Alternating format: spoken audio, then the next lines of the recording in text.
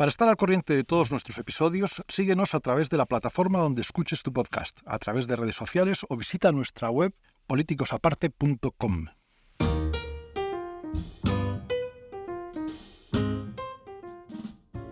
Hola y bienvenidos a Políticos Aparte. Soy Gabriel Elorriaga y junto a mí está Jordi Sevilla.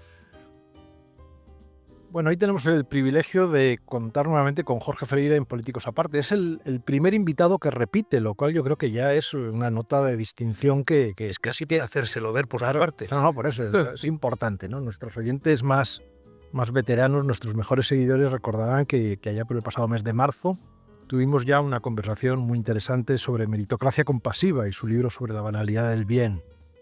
Aquel encuentro nos dejó tan cautivados que prometimos invitarlo a regresar y hemos cumplido la palabra. Y porque Ha escrito un nuevo libro precisamente para que le invitemos. Posiblemente ha sido una excusa, ¿no? Jorge es un ensayista brillante, articulista incisivo, profesor de filosofía y publicó muy recientemente Los extrañados, ha publicado. Esta es una obra original, distinta a las anteriores, ya tendremos ocasión de comentarlo, que reúne 4 microbiografías, ¿no? de 4 plumas del siglo XX, Woodhouse, Edith Wharton, José Bergamín y Vicente Blasco Ibáñez. Con ese estilo tan peculiar y su propio sentido del humor, el libro nos lleva a explorar las vidas convulsas de estos personajes y aborda el tema profundamente humano, ¿no? El extrañamiento, el sentimiento universal de no pertenencia. Hoy conversaremos con Jorge sobre el desarraigo que manifiestan estos 4 protagonistas, sobre el sentimiento de alejarse voluntariamente del mundo, de algo que uno no entiende y sobre cómo conecta la actualidad social y política. Jorge, es un placer tenerte de nuevo en Políticos Aparte. Bienvenido y gracias por acompañarnos ahora en nuestro estudio de la Fundación Ortega de Marañón. La última vez fue en tu barrio, en La Guindalera, donde teníamos el primer estudio de grabación. La Guindalera, por cierto, es un barrio que aparece en este libro. Bueno, antes que nada, gracias Gabriel, gracias queridos amigos por invitarme. Por supuesto, lo habéis adivinado, he escrito este libro solo para poder volver aquí y me pregunto si eso me convierte en un reincidente. Bueno, probablemente. Mientras no sea en un extrañado. Eso también. Sí, en La Guindalera. ¿Quién fue el que pasó por La Guindalera? Bergamín, por la calle Londres, pues a 2 manzanas de donde vivo yo. Me hizo muchísima ilusión y además, a la hora de informarme, acopié muchos datos de un viejecito quintañón, de un hombre que tiene más de 90 años, que todavía regenta su propia floristería en la calle Béjar, esquina con Francisco Silvela, que la fundó cuando todavía eso pues daba a un muro, cuando era un callejón sin salida, y cuando, pues Bergamín había estado pocos años atrás. Ahí sigue, en su negocio, este hombre. Ahora, es verdad que es uno de los pocos barrios de Madrid que ha mantenido bastante sus características de barrio y, ¿no? se reconoce y es un entorno muy acotado, pero muy, muy auténtico, ¿no? A mí me entusiasma, efectivamente, sigue siendo barrio, y además yo creo que esos lugares que hacen que Madrid sea la única ciudad que es pueblo y el único pueblo que es ciudad. Porque efectivamente Madrid sigue siendo ese poblachón manchego del que hablaba Cela. Es decir, tiene el carácter, acogedor de su paisanaje. Luego, por supuesto, tiene las cosas de la gran urbe, e incluso no de la polis, sino de la megalópolis en la que se está convirtiendo. Pero efectivamente tiene pues la vida mundana del barrio, tiene sus ultramarinos, tiene sus bares de viejo, tiene sus lugares de toda la vida, tiene su zapatería, y a mí eso me entusiasma. Pero nos decías que en la ocasión anterior que la filosofía era una rama de la literatura, ¿no? Que era muy importante que la filosofía tuviese voluntad de estilo, ¿no? Y que habría que instruir deleitando. Que tú querías ser más un narrador que un filósofo, ¿no? Y me parece que este libro lo has conseguido, ¿no? Porque efectivamente es una obra completamente narrativa, se lee, en fin, con mucho gusto, con mucha facilidad. ¿Con tesis narrativa? No, con tesis. por supuesto, con tesis y con mucho fondo, pero con una digamos, un estilo y una forma de narrar realmente original y distinta a la de obras anteriores. Bueno, pasa una cosa. Yo cuando os dije eso, efectivamente pensaba, y lo sigo pensando, que la filosofía es una rama de la literatura, pero en último término pensaba que el lugar de la filosofía era el ensayo. Entonces, pues yo intentaba hacer ensayos con una cierta voluntad de estilo. Pero desde entonces me he dado cuenta de que la filosofía solo es una prosa, es decir, una prosa filosófica.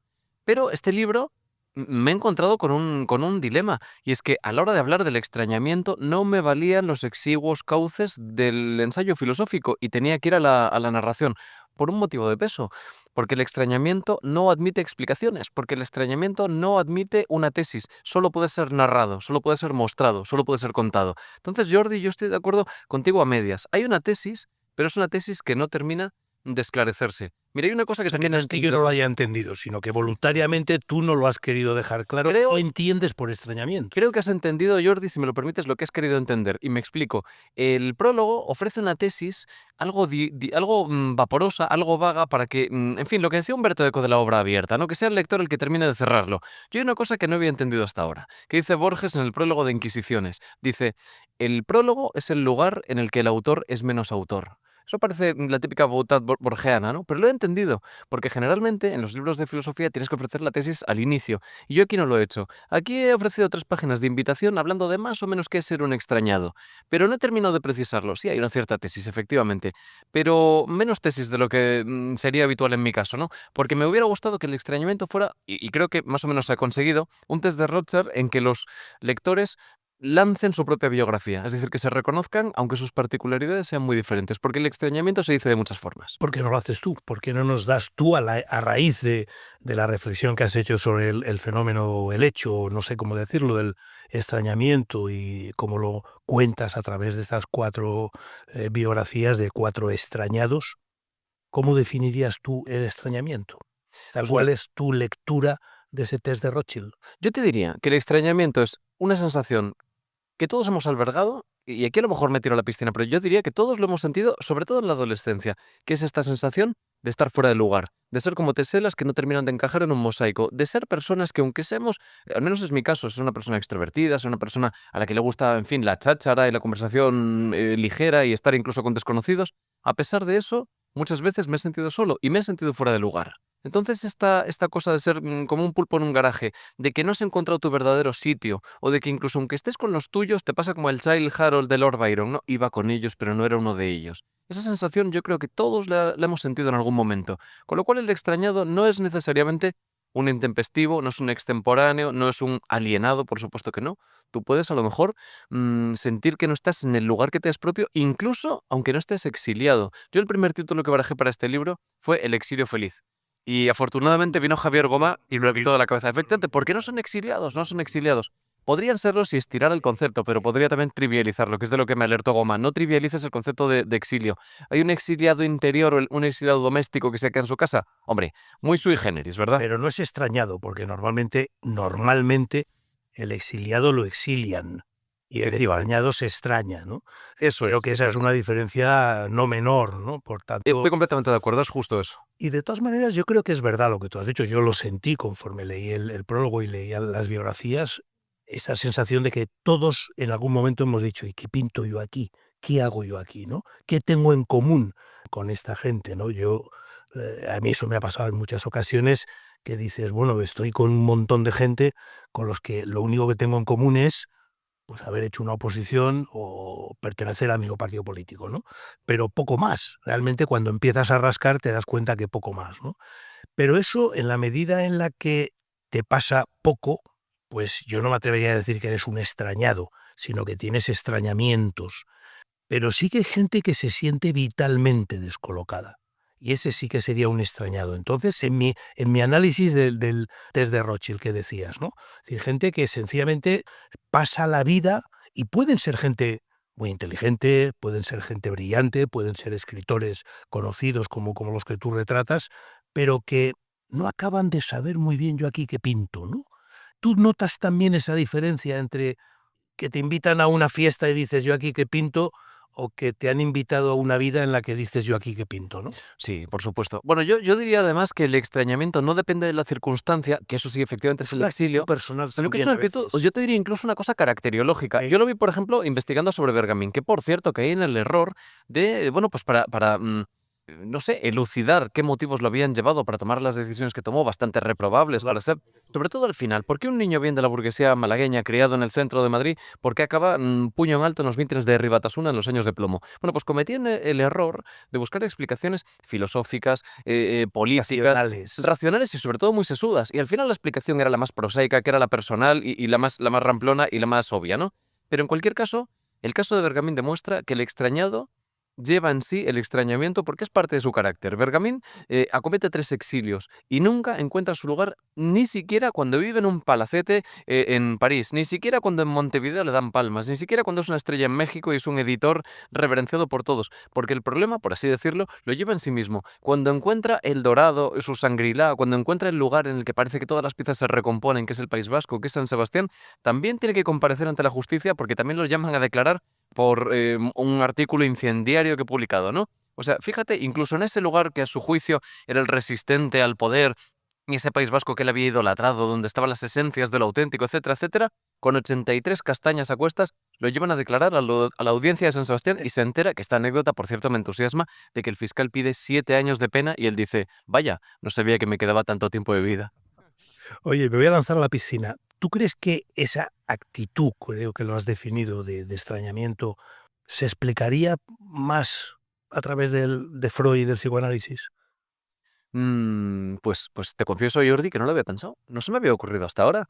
Puede ser, puede que sea esa sensación de carencia, eso de que nos falta algo. O sea, quizá una sensación ontológica, ¿no? De que te falta algo que no podrás llenar nunca. Pues quizás sí, quizá tenga algo freudiano. No voy a poder contestarte más porque voy a necesitar meditarlo. No se me había ocurrido hasta ahora. Pero lo que une los 4 casos, de que son como, digamos, expresiones muy intensas de esa sensación de extrañamiento que probablemente todo el mundo ha experimentado en alguna etapa de su vida o en algún momento, ¿no? O sea, es como llevado, ¿no? Son 4 personajes donde eso se acentúa mucho. Y lo que es transversal a ellos es la cercanía de la violencia, ¿no? De la guerra, del conflicto. Es decir, puede en ese sentido la violencia ser un acelerador o un multiplicador del extrañamiento. Puede interactuar de alguna Lo que manera. es evidente por los casos que analizas es que lo que llamaríamos el éxito no aplaca el No extrañamiento, satisfacen. no satisface, ¿no? Ujú. Sí, bueno, la verdad es que Aunque lo busquen. y aunque lo consigan de forma resonantísima, por supuesto, aunque sea Porque Blasco Ibáñez en eso es paradigmático, ¿no? El primer autor de bestsellers del mundo, si es que está considerado. sin duda. El que inventó, bueno, con ese inventaron la idea esta de los bestsellers, ¿no? Bueno, es que realmente es llamativo que tenga películas en Hollywood, todas de enorme éxito, desde los años 20 hasta los 90, desde Rodolfo Valentino, desde Greta Garbo hasta Sharon Stone. Yo no sé si lo recordaréis, pero un torero que hubo de segunda o de tercera fila, que fue el niño del sol naciente, un chico japonés que estudiaba en una escuela de hip hop en Tokio, fue al cine y vio Sangre y Arena, la película esta de los 90 con Sharon Stone, y en ese momento descubrió que su vocación era ser torero, agarró un avión y se vino a España gracias a una película que era una adaptación de Blasco Ibáñez. Bueno, en cualquier caso, estoy dando vueltas a lo que ha dicho Jordi, y yo creo que tienen 2 puntos en común estos autores. Uno es, efectivamente, la guerra. El acontecimiento que los une es la Primera Guerra Mundial. Algunos lo viven de mayores, como Blasco, y otros de jóvenes, pero en cualquier caso es el punto en común. Y otro en común es que son escritores, no porque yo quisiera hacer biografía de escritores, sino porque me interesaba gente que hubiera hincado la pluma para esclarecer su condición, y eso tiene mucho de psicoanalítico, es decir, que de alguna forma solo al poner negro sobre blanco aquello que les sucedía, comprendieron su extrañamiento. Por eso era importante que fueran escritores. Ha habido mucha gente que ha sido extrañada, pero que no han dejado nada por escrito. Entonces, efectivamente, eso tiene algo de psicoanalítico. Y luego, da igual que tú tengas un grandísimo éxito, da igual que tú seas el autor más exitoso, el español más celebrado desde Cervantes, como el caso de Blasco, da igual que seas la primera mujer en obtener el Pulitzer y la primera reportera en las trincheras, como Edith Wharton, da igual que seas el autor más querido en Inglaterra, el autor favorito de la reina y de la reina madre, el autor no solo más reverenciado en la corte, sino también entre el pueblo llano como Woodhouse, que siempre te va a faltar algo. En el caso de Blasco, le faltaba la patria, pero la patria en realidad no se le había vedado porque nunca lo exiliaron. Él volvió a la Valencia de su infancia y se dio cuenta de algo que le ha pasado a mucha gente y que yo no puedo vivir por cuestión de edad, pero que quizá me toque dentro de 20 a 30 años. Y es descubrir que la ciudad de su infancia ya no existe. Ya no existe. Él dice, vamos a ver, yo me he criado en la ciudad, bueno, pues la de sus novelas, no la ciudad, o sea, sobre todo las zonas rurales de las alquerías, de las barracas bajitas y humildes, de las calles sin pavimentar. Y yo cuando llego a Valencia ha llegado el modernismo, la arquitectura modernista de la Casa de Correos, de estas nuevas construcciones que son muy celebradas a nivel internacional, pero que ya no es la Valencia de los aguaduchos, de los puestos de horchata, etcétera, etcétera, de mi infancia. Entonces, esa patria ha desaparecido. ¿Qué voy a hacer? Me voy a un pueblo de la Costa Azul y edifico una Valencia en miniatura, edifico una especie de parque temático con los limoneros, con los naranjos, con la tierra de mi Valencia natal e incluso con los azulejos que yo había visto en las construcciones populares de mi Valencia, que ya no existe. Pues es una cosa curiosa, ¿verdad? Pero eso indicaría, en el caso especialmente de Olasco, ¿no? Pero tú sabes que hay muchas definiciones de patria, ¿no? Patria es el idioma, patria es no sé qué, y hay una que es patria es la infancia. De alguna manera tú estarías ahora buscando, es decir, ese argumento de quiero volver a mi infancia, a los recuerdos de mi infancia, ¿no? A sentirme como en mi infancia, ¿no? Y por tanto, no quiero insistir, pero puede tener conexiones psicoanalíticas, ¿no? Sí, Que sí, nos ha pasado a todos. Quiero decir, yo sí. tengo pendiente todavía un viaje por la Valencia de mi infancia, que afortunadamente muy cambiada, pero sigue existiendo, que es Ruzafa, ¿no? Claro. Pero lo sigo teniendo pendiente, ¿no? Porque hace muchos años que esa Valencia me la he bloqueado yo a mí mismo, ¿no? Claro, claro. Pero Sí, sí, sí, sí. Bueno, el caso de Rilke, por ejemplo, que es el autor de esta frase tan bonita de que la patria es la infancia, también se puede explicar desde una perspectiva psicoanalítica, porque Rilke, como gran intelectual mitteleuropeo finisecular, ve cómo se derrumba el suelo bajo sus pies, es decir, se derrumba el austroimperio romano-germánico. Es decir, él ve. Él no pertenece a ningún sitio, él es un autor bohemio, no bohemio en el sentido de que tenemos de vivir de forma no cherniega y no activa, no, es de la región de la Bohemia, de un país que deja de existir. Entonces, claro, efectivamente, él es un desarraigado, pues como tantos, ¿no? Como Zweig, como tantos otros, y se explica muy bien en su caso esa idea de que la patria sea la infancia, porque es el único asidero al que se pueden agarrar. Pero en el caso de Zweig, yo no le siento incómodo, porque quizás su identidad es más cosmopolita o su identidad Sí, no es está verdad. tan arraigada en la infancia o en la zona de la infancia, ¿no? Sí, sí. Eh, Quiero decir, también depende de cómo interpretes tú el concepto de identidad y de pertenencia, que ahora vuelve a estar de supermoda, Por ¿no? supuesto, y además, sobre todo, nos hemos dado cuenta de que hay una patria que se ha, en fin, valga el juego de palabras, patrimonializado por intelectuales, por políticos, por élites, que no es la verdadera patria a la que la gente se agarra. A mí me gustan mucho unos versos de un poeta borrachín libertino que era José Selgas, que fue olvidado durante mucho tiempo porque escribía en las tabernas y sus discípulos lo apuntaban en las servilletas, ¿no? Y Cela lo rescató en los papeles de Son Armadans. Y entonces tiene unos versos satíricos muy divertidos que dice: el amor a la patria es incesto, otra cosa es amar el presupuesto. Entonces, los amantes de la patria lo que aman es el presupuesto, la patria es otra cosa. Que esto del extrañamiento tiene mucho que ver eso con las identidades, ¿no? Con el problema en el fondo tan actual, ¿no? De pérdida de señales, ¿no? Los nacionalismos recrecientes. Tienes sobre un tema que parece muy abstracto, luego realmente Fíjate, llegas a un conflicto muy actual y muy político. el eslogan con el que Trump ha ganado las elecciones, o sea, volver a hacer América grande, ¿no? Pues eso tiene mucho de identidad y mucho de volver atrás, de recuperar incluso una cierta nostalgia, ¿no? Es decir, no, en este caso, que entrañaría un extrañamiento respecto a la América actual. Sí, sí, no, y el Que de conflicto alguna entre manera, globalizadores y nacionalistas, ¿no? Entre ¿no? Hasta qué punto el exceso de la globalización hace perder señas de identidad digamos, hace una quiebra ¿no? Que quiebra la identidad básica de algunas colectividades y algunos grupos de personas, ¿no? O sea, en ese sentido, ¿tú crees que en siguiendo con lo que decía ahora Gabriel, que en este sentido una de las explicaciones del auge del populismo hoy, en la medida en la que el populismo se agarra a temas más emocionales o como le queramos llamar, menos racionales en el sentido tradicional del término, eh, está provocado porque la globalización tiene una parte positiva, que es que nos hemos comunicado, conocido, igualado más, pero a la vez también ha hecho que haya mucha gente que se siente extrañada de su medio ambiente, de su método de trabajo, de su fábrica, es decir, que se han sentido, como yo decir, marginados, son los damnificados, que yo digo, los damnificados por la globalización, ¿no? ¿Tú crees que en ese sentido esa globalización, al menos tal y como la hemos hecho, ha generado un cierto extrañamiento, no me atrevo a decir colectivo, pero sí grupal, al menos grupal, y que eso explica el auge del populismo, intentando la nostalgia de volver a un cierto pasado, por muy imposible que parezca? Sí, yo creo que sí, y además la clave está en lo que has dicho de que la globalización nos ha comunicado. Esta globalización y las anteriores, y la de Alejandro Magno, toda globalización genera extrañamiento, en último término porque rompe con las raíces tradicionales y sobre todo con aquellos vínculos, incluso arcaicos, que se mantienen en algunas sociedades y que quizá no deberíamos echar de menos, pero tampoco deberíamos soslayar lo que sucede cuando esos vínculos se rompen. Yo creo que la nostalgia que hoy cunde por doquier y que es peligrosa, y yo de hecho he tenido mucho cuidado al elegir a los autores porque son extrañados, pero son solo nostálgicos en momentos muy determinados, no son nostálgicos siempre. Yo creo que la nostalgia, entre otras cosas, es la mueca de la claudicación, es un encogimiento de hombros. Quien se muestra nostálgico, en el fondo está mostrando que es impotente para ofrecer, no solo ofrecer un futuro mejor, sino pensar un futuro mejor. Entonces, al final, sobre todo cuando lo vemos en políticos, te das cuenta de que vuelan como el pájaro de Borges, ¿no? Con la cabeza hacia atrás pensando en un futuro mejor, que eso es en el fondo improductivo, eso es yermo, eso es desalentador. Y yo la nostalgia, pues me gusta en la literatura, pero en la política me preocupa bastante, ¿no? Y luego, por otro lado, sí creo que hay una nostalgia concreta, que es la nostalgia de la comunidad. Y creo que eso se ha visto en los últimos tiempos y no deberíamos pasarlo por alto porque, Eso por explica los supuesto, nacionalismos, por ejemplo. explica los nacionalismos. Y no solo, sino la vuelta a la caverna, que no tiene por qué ser un nacionalismo, sino puede ser, ¿por qué no?, una xenofobia declarada. O puede ser, sí, un nacionalismo que sea etnolingüístico, o que sea incluso, qué sé yo, vueltas a un municipalismo que sea positivo, a otras formas de asociacionismo más pequeño, incluso a una nostalgia que yo lo veo en mí mismo, que es la nostalgia del barrio. Entonces, sí, yo creo que al final esta apelación a la ciudad abierta y el cosmopolitismo pincha en hueso cuando es una apelación vacía.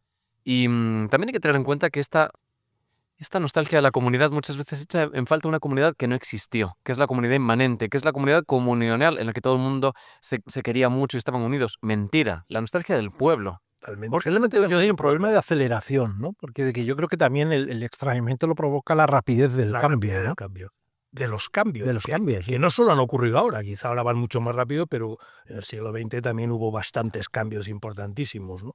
Yo me niego a pensar que el pueblo es el repositorio de las esencias Evidente. de la autenticidad, porque mucha gente cuando vuelve al pueblo se da cuenta de que ahí están fiscalizados constantemente, que su vida está siendo escrutada todo el rato y que es horrible y precisamente desean volver a la ciudad donde no conocen a nadie, ¿no? Lo que pasa es que los cambios vertiginosos, por supuesto, producen vértigo, pero sobre todo lo comparo en la retórica de la ganadería de Bravo, se habla de la querencia. Se dice que las reses se aquerencian cuando están muy estresadas y cuando tienen miedo. Y van a ese lugar que les ofrece arraigo, que les ofrece amparo y que les ofrece seguridad. Se aquerencian tablas la res que está pasando mucho miedo y que está siendo chanteada. Entonces hoy nosotros, sobre todo por el auge de la industria del infoentretenimiento, estamos pasando mucho miedo. Nos hacen pasar mucha angustia. Angustia originalmente es angostura. Es que tu mirada se estreche, como si un conductor sufriera efecto túnel. No puedes ver más allá. No puedes ver un futuro que parece imposible, solo ves el presente inmediato. Y eso te lleva a querenciarte, a agarrarte a aquellas cosas que te ofrecen seguridad, la nostalgia. Claro, pero hay una diferencia entre digamos, tener momentos de nostalgia, aquello de que todos tenemos momentos en los que te acuerdas, en el fondo te acuerdas eso, de nuevo, de tu infancia, de tus padres, etcétera, etcétera, de un momento en el que la mayoría, no todos, pero la mayoría de los niños se sienten protegidos y sin demasiados problemas. Y otra cosa es querer traer eso ahora, que es un poco la conversión política de esa nostalgia, ¿no? Entonces eso sí que implica lo que tú has dicho, bajar los brazos, mostrar tu incapacidad de hacer frente a la realidad actual y a la vez un imposible, porque es que, claro, ni tú vas a volver a ser joven, ni el mundo va a volver a ser el de hace 50 años, ¿no? Entonces, una cosa es, digamos, sacar de la nostalgia poesía o canciones y otra cosa es sacar un programa político que quiero imponer, ¿no? Y estamos ahora un poco en esto último, ¿no? Da la impresión, en el caso de Europa, por ejemplo, yo creo que la victoria de Trump debería de hacernos pensar que necesitamos potenciar Europa y, sin embargo, los movimientos políticos que están ganando elecciones lo que piden es potenciar sus países, sus naciones, ¿no? Con lo cual, a mí me parece que es un error brutal, pero ese es el problema, no tanto la nostalgia, sino el quererlo traer como programa político. Y son más nacionalistas que reaccionarios, ¿no? Es decir, son más defensores del Que la vuelta atrás, que la vuelta atrás. puede En ese ser, sentido, puede ser.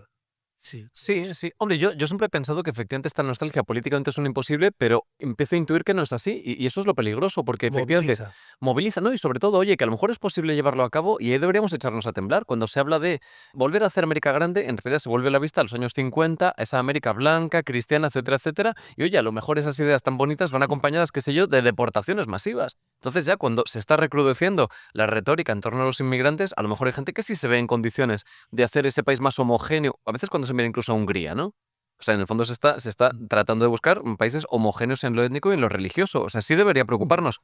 Pero tú ves en Estados Unidos que se les pueda quitar derechos a los negros y a las mujeres, por ejemplo. Claro, es que No. seguramente no, pero a los que traten de venir seguramente lo tengan más difícil, ¿no? Sí, eso sí. Eso Y sí. luego también hemos pasado por alto, yo creo, la importancia que desempeña la nación e incluso te diría el Estado. Cuando hemos hablado de cosmopolitismo y tal, oye, ¿qué nos ha demostrado la pandemia? Nos ha traído algunas lecciones amargas, pero también la importancia absolutamente ineludible del Estado, que no podemos pasar sin el Estado. Y la crisis del 2008 también. Y la crisis de 2008, cuando se decía, no, es que el Estado es que no hace tanta falta, pero ¿cómo no va a hacer falta? E incluso, fíjate, la retórica que yo sé que hay quien la tilda de fascista después de la riada en Valencia de solo el pueblo salva al pueblo. A mí, en cambio, me gusta esa frase, sobre todo porque yo pienso que el pueblo también son los políticos, también son la Guardia Civil, también son los soldados, es decir, el Estado también es el pueblo. Pero no es el sentido en el que se decía. En el sentido que se decía era contra el Estado. Y lo que decía, sí, efectivamente. el pueblo está muy bien, hay que ayudar, los voluntarios está muy bien, pero quien tiene la maquinaria, la profesionalidad y tal, pues es las Fuerzas Armadas y la parte del Estado, ¿no? O sea que efectivamente... Oye, entonces el libro tuyo, el de los extrañados, en realidad es de rabiosa actualidad política. Sí, es que, oye, no hay nada como coger a una persona inactual, como estos personajes, alguien que no pertenece a su tiempo, para hablar de algo puramente actual. Y sin embargo, si escribes un libro de actualidad, caducan los 2 días. ¿Tú crees que los cuatro autores que citas, si levantaran la cabeza y leyeran lo que tú has escrito sobre ellos, se sentirían suficientemente identificados y dirían, joder, este tío me ha calado, me ha calado? No, yo creo que en el fondo son mis 4 personajes. Seguramente no. De hecho, te diré que, aunque no me lo creas, uno de ellos se materializó en la presentación del libro en Madrid. No se materializó él, pero hete aquí que cuando estaba hablando de su peripecia... Hostia, yo me quedé... Sigo todavía con el miedo en el cuerpo. Estaba hablando precisamente de Pepe Bergamín, que es, por cierto, a pesar de sus reprobables decisiones, un autor al que yo reverencio, uno de los grandes poetas del 27, y yo creo que el gran aforista en español, no español, en español del siglo XX. Y cuando estaba hablando, pues efectivamente, de su conversión a la causa Berchale, un hombre de casi 2 metros se levantó de las últimas filas y con una voz tonante dijo, no estoy de acuerdo. Y era el nieto. Bueno, la sangre no llegó al... Había heredado el carácter. Pero el caso es que luego hablamos, fue una cosa muy afable, nos pasamos los teléfonos y una persona muy cordial y muy educada. Y es la segunda vez que me pasa, porque en 2017 saqué un libro sobre la guerra civil, sobre Artur Kessler y tal, y estuve hablando del aviador Carlos de Haya, lo puse como hoja de perejil, diciendo que había participado en el genocidio de Cabra, que había matado muchísimas personas, y un hombre levantó la mano y me dijo, soy el nieto. O sea que lo de los libros empezó a darme un poco de miedo porque pasan cosas casi sobrenaturales, ¿no? Bueno, pero se ve que te gusta trazar biografías, ¿no? Que Sí. te gusta trabajar sobre eso. Sobre todo, no de una manera neutra, al parecer. Pero es que en realidad, mira, yo creo que en la novela siempre ha habido lazos muy claros con el chismorreo y con el cotilleo. Y tú lees novelas muchas veces con la tentativa de meterte en la alcoba del vecino y para saber lo que le sucede. Y eso es cierto, pero a mí no me importa si la marquesa salió a las 5. Es decir, ese chismorreo, en el fondo, es una indagación filosófica en la naturaleza humana y al conocer a los demás me quiero conocer yo a mí mismo. Es decir, que uno está escribiendo para conocerse y estos 4 personajes a mí también me ayudaban de forma egoísta para conocerme a mí porque yo también soy un extrañado y en el fondo todos lo somos. Pero además no tomas partido por los personajes, ¿no? Yo creo que ahí hay una forma muy consciente no sé si aséptico es la palabra, pero en cualquier caso de neutralidad, ¿no? Es decir, de tratar de retratar al personaje sin tomar partido, condenarlo o, en fin, o alabarlo, ¿no? Que es una perspectiva peculiar, la de... Digo, porque el biógrafo normalmente es siempre partidista. O sea, el biógrafo se identifica con el biografiado o al revés, o combate.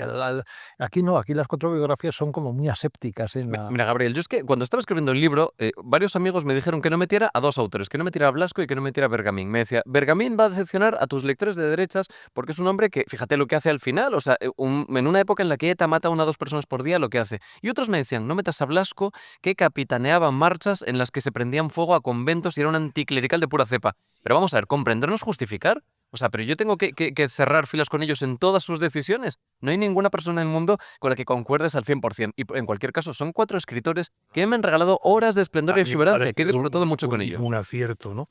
Oye, pero vamos cerrando. ¿Tú crees entonces 2 cosas? Una, que para ser filósofo es bueno ser extrañado.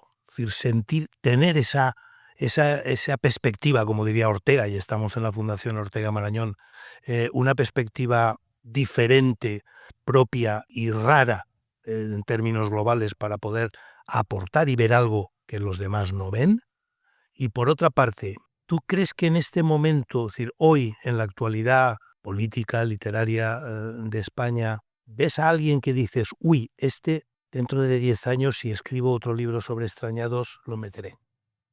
Bueno, mira, Jordi, muy bien pensado lo del extrañamiento y la filosofía. Yo creo que hace falta una cierta distancia. De hecho, Nietzsche lo llamaba alpazos de distancia. Cuando uno está metido de hocico en algo, yo creo que es incapaz de filosofar acerca de ello. Filósofos somos todos porque todos nos hacemos las preguntas existenciales. De yo, por ejemplo, claro, algunos amigos me dicen, oye, tú ahora que has sido padre, escribe sobre la paternidad. Pues no puedo hacerlo porque estoy metido de lleno en ello, la niña tiene 2 años y medio y soy incapaz de filosofar acerca de esta experiencia. Ahora bien, dentro de unos años, con una cierta distancia, podré hacerlo. Sí, no, me deja pensando esta cuestión, Jordi. Pues sí, hace falta un extrañamiento y quizá por eso, precisamente, las vocaciones filosóficas surjan en la adolescencia, que es cuando uno está en una situación de crisis, en una situación de plantearse diferentes cosas, ¿Qué es mi que quiere ser? efectivamente, y no encuentra su lugar. Y lo de gente que tú ahora digas, uy, este tiene una pinta de extrañado, que lo escribiré dentro de unos Me años. he dado cuenta, pero ha sido en cuanto se ha publicado este libro, de que me he dejado en el tintero a centenares de autores. Hay uno que a mí me gusta A mí muchísimo, me pareció que hay muchísima que es un filón, ¿verdad? Es Sí, que se abre la totalmente, categoría. A mí hay un totalmente. autor que dejé en el tintero y que me da muchísima pena, que es Spinoza. Baruch Spinoza, el filósofo sefardí. Pero claro, es que estos tenían en común, Sí, joder. claro, unas coordenadas Doblemente arañado, yo me creo. No. que se aleja mucho, es un filósofo metafísico de la modernidad, se aleja mucho de estos. Pero a mí me entusiasma porque además es alguien desarraigado, pero además expulsado 2 veces, expulsado de su comunidad, Sí, sí. y la forma en que él vive, su único arraigo en realidad es su oficio, que es ser pulidor de lentes. Sí. Y fíjate si carácter es destino, que al final se muere de silicosis, que es la enfermedad de los pulidores de lentes, que van pues poco Pero- a poco llevándose a los pulmones en Por los lo- restos de las Por lo lentes. que yo sé, de alguna manera su extrañamiento, en mi opinión, es porque sí que fue un adelantado a los tiempos. Quiero decir, yo creo que fue alguien que dejó cosas que en aquel momento quedaban muy grandes todavía para el conocimiento y el saber medio, ¿no? Cosa que ocurre muchas veces también. Quiero decir, hay muchos físicos o mucha gente que con los años se ha ido reconociendo la importancia de lo que dijo, ¿no? Yo creo que sigue siendo un adelantado a nuestros tiempos, y yo creo que hay cosas que son escandalosas en 2024. O sea, si alguien quiere leer cómo es el futuro, que lea la ética de Spinoza. O sea, a mí hay cosas que todavía me siguen resultando refrescantes. Es de los pocos libros a los que vuelvo y siempre me dicen cosas nuevas, ¿no? Yo nunca me he cansado de reivindicar e incluso de regalar a amigos ese libro maravilloso que efectivamente es de un autor adelantado a su tiempo, pero seguramente en varios siglos. En varios siglos, sí. Bueno, cerramos, pero antes de que terminemos, dinos si te vas a abonar ya a este género de la narrativa filosófica o vas a volver al ensayo puro y duro. ¿Cuál es la conclusión de la experiencia? Yo, desde luego, como lector, te animaría a seguir por esta vía, ¿no? Me parece que es más atractiva y, sobre todo, que se abre a un público mucho más amplio. Pues Gabriel, te tomo la palabra. Yo creo que al final la filosofía, hay una gran demanda de filosofía y sin embargo lo que se ofrece suele ser bastante plumbeo y bastante pesado, y la gente además le tiene miedo al ensayo filosófico. Justo ahora he terminado un libro que saldrá el año que viene, que es un ensayo, pero lo siguiente efectivamente va a ser más narrativo. Sí, sí, sí. ¿Ensayo sobre qué? Sobre ¿Lo puedes precisamente el adelantar? tema que hemos hablado, el tema de la comunidad. Efectivamente, el tema de la comunidad, y no solo de la comunidad, sino también el miedo al futuro, la nostalgia, cómo retejer, si es que es posible, ese lazo comunitario que poco a poco se ha ido destejiendo, y de alguna Lo que forma, pasa es pues, que cómo formar parte de un todo. eso que es así, que desde luego en este momento constituye una buena, digamos, explicación del momento de la raza humana, por llamarlo de alguna manera, pero mientras tanto la inteligencia artificial va como un tiro, es decir, que da la impresión que hay una serie de avances y de tecnologías o el cambio climático, me da lo mismo, es decir, que, que no esperan a que nosotros decidamos qué queremos ser de mayor, sino que ya están en marcha y pueden acabar condicionando mucho las decisiones. Es decir, cuando queramos tomar decisiones ya será tarde, ¿no? Sí, sí. A mí me da un poco de miedo eso, ¿no? Sí, yo creo que al final, como estas cosas no nos esperan, como dices, yo creo que al final hay que recuperar el futuro, que el futuro no sea lo que nos pasa, porque lo que nos pasa es como si nos pasara por encima un camión, sino lo que hacemos, ¿no? Entonces, volver a tomar las riendas de ese futuro. Y yo te diría una cosa, creo que cuando se habla de la inteligencia artificial le estamos dando demasiado peso a autoproclamados expertos que nos cuentan que prácticamente lo que sucede va a sucederse en nuestro concurso. Hay muchas cosas que exigen la decisión de la comunidad, del pueblo, de la ciudadanía, y que no se pueden dejar en manos de un sanedrín de expertos o de autoproclamados técnicos que deciden ellos. Eso es El problema tecnocracia. es que, claro, esas decisiones, ese tomar las riendas de nuestro futuro, desde mi punto de vista, exige hacer eso desde la razón. Claro. No desde la nostalgia, no desde Por el supuesto. cabreo, no desde el enfado.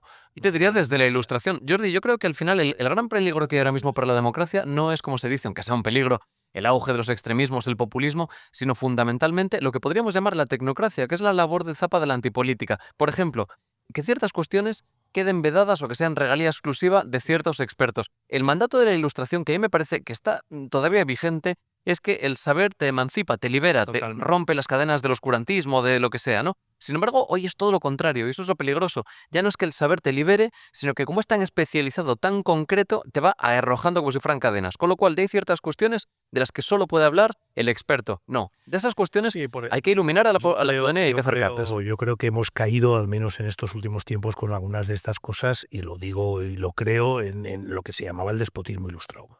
Sí. Muchas de esas cosas hemos creído que como la razón y la ciencia está de mi lado, no tengo por qué explicarlo mucho, ¿no? Y el que no lo entienda es tonto, ¿no?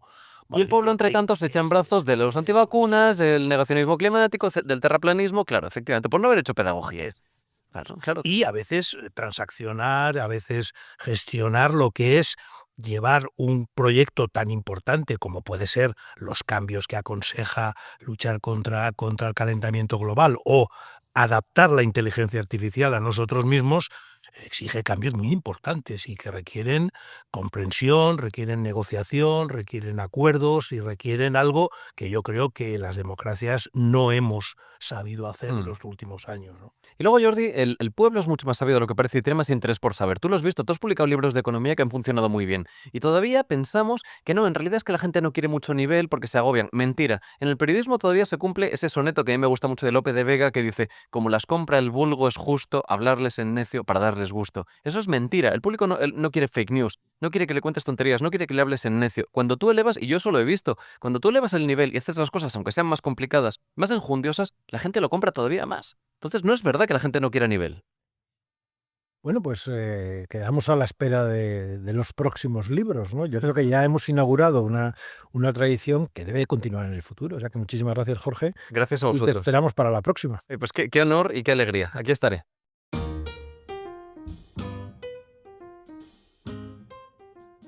Políticos Aparte es una producción creada por Gabriel Orriaga, Jordi Sevilla, Tom Barnes Marañón y Tom Barnes Luca de Tena.